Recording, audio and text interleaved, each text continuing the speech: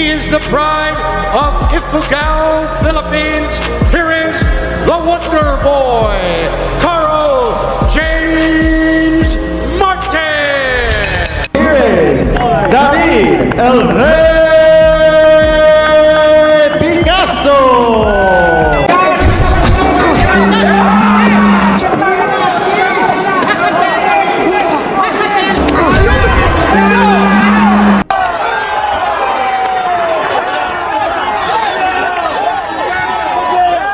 Isang magandang laban na naman ang mapapanood ng mga Pinoy boxing fans, dahil muling magpapakita ng lakas ng kamao at galing sa pakikipaglaban ang pambato ng Ifugao na si Carl James Martin, isang undefeated knockout artist.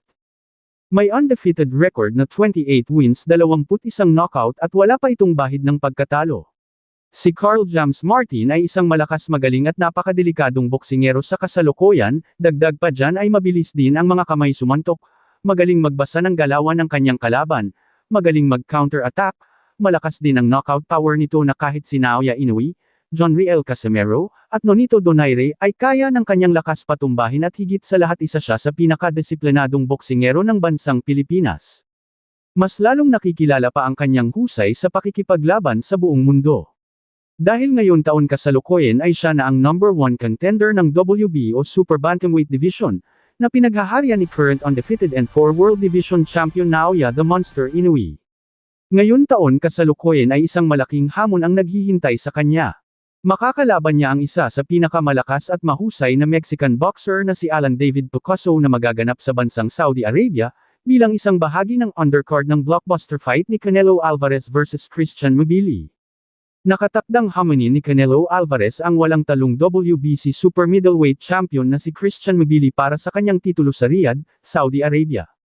Ang blockbuster world title clash ay orihinal na nakatakda sa ika-12 ng Setyembre taong 2026. Ngunit ipinagpaliban sa huling bahagi ng Oktubre. Ngunit ganun pa man, si Alan Picasso ay isang dekalibreng boksingero, dahil meron itong 31 wins, 70 knockouts at may isang talo. Dagdag pa dyan ay isa rin siyang WBC Silver Super Bantamweight Champion. At ang tanging boksingerong nakatalo kay Alan Picasso ay itong halimaw ng Japan na si Naoya Inoue.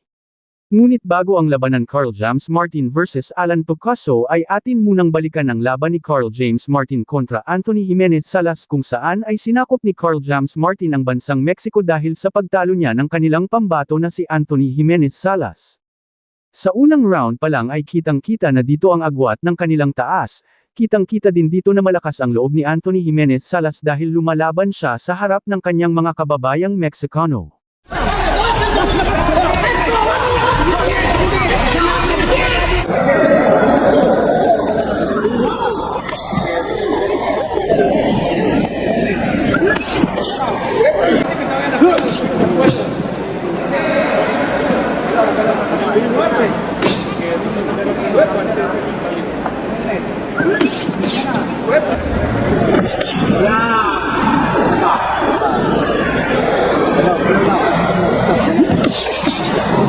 Ang ating pambato naman ay pinag-aaralan pa lang ang mga galaw ng Meksikano.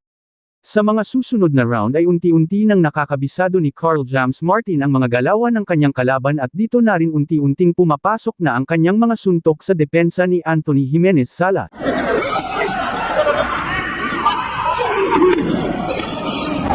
Good barrage there coming from Martin. A good body shot. Ayun, saktan si Salas, mga idol. Eto, another hook. Saktan siya doon. Another body.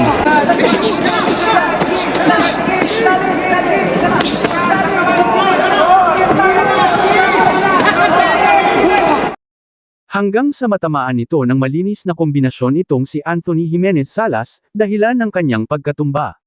Ngunit nakatayo pa ito, kitang-kita na apektado siya sa mga power punches combination ni Carl James Martin. Ngunit sa pagpapatuloy ng laban ay muli bumagsak si Anthony Jimenez Salas sa lakas ng suntok ni Martin. Nakita na ni Martin ang kahinaan ng kalaban kaya wala na siyang sinayang na pagkakataon. Pinaulanan niya itong si Anthony Jimenez Salas ng mga malalakas na suntok hanggang sa makita ng referee ang delikadong kalagayan ni Jimenez dahilan ng paghinto nito ng laban. Isang napaka-impresibong panalo by a technical knockout ang ginawa ni Carl James Martin sa mismong lugar ng kanyang kalaban, ang bansang Mexico.